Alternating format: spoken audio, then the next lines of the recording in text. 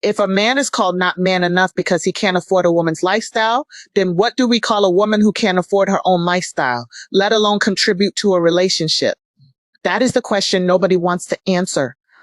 I'm not trying to attack women. I'm trying to challenge a double standard that has become so common, many people don't even recognize it anymore. I am Ava, and if you care about truth more than applause, stay with me for the next few minutes because this conversation is going to make a lot of people uncomfortable.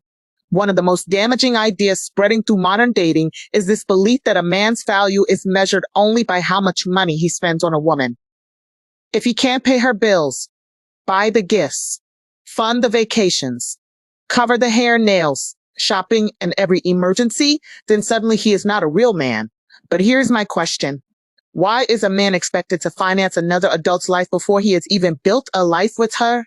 And if financial dependence is acceptable for one person, why is it considered failure for the other? Think about that carefully. A woman who cannot pay her own rent is still called independent by many people. A woman who cannot afford her own lifestyle is still told to know her worth. A woman who contributes little financially can still demand a man who earns six figures. But a man who is struggling, building, recovering, or simply not wealthy yet is labeled broke, dusty, or not man enough. That is not equality. That is selective responsibility. Now, let me be very clear before people twist my words. A good man should provide when he is able to. I believe in generosity. I believe in leadership. I believe a husband should take care of his family. But there is a huge difference between providing and being treated like a walking ATM. A relationship is not a sponsorship program. And men need to stop feeling ashamed for asking a simple question. What are you bringing besides your presence? Because let's be honest, many women today want traditional benefits while rejecting traditional responsibilities. They want a provider, protector, and problem solver, but they don't want accountability, cooperation, sacrifice, or support when the man is struggling. And ladies, if a man is required to have his finances together before he qualifies for love, then by the same logic, a woman should have her own finances together before she qualifies to judge a man's masculinity.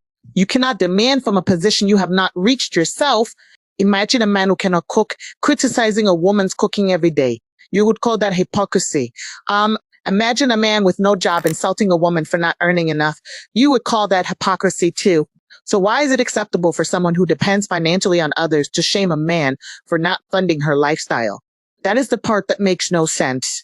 Real maturity is not asking, what can I get from this relationship? It is asking, can I stand on my own feet and can we build something together? The strongest couples I have counseled were not built on one person carrying the other like a permanent dependent. They were built on partnership. Sometimes the man carried more. Sometimes the woman carried more. Sometimes both struggled, but neither used the other's difficult season as a weapon. Men, listen to me carefully. Do not let social media convince you that your only value is your wallet. Your character matters. Your discipline matters.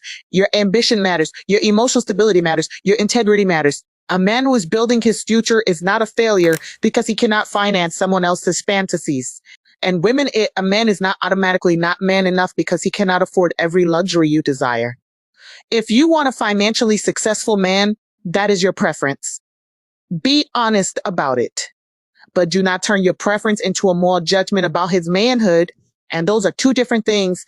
Because if we are going to use money as the measure of adulthood, then the standard must apply to everyone, not just men. The truth is, dependence is dependence, whether it comes from a man or a woman.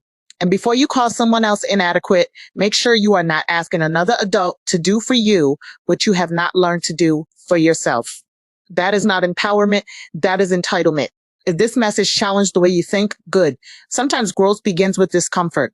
I'm Eva, and I want to hear from both men and women in the comments. If a man is called not man enough because he cannot provide for a woman, what should we call a woman who cannot provide for herself? And more importantly, should modern relationships be built on partnership or dependency?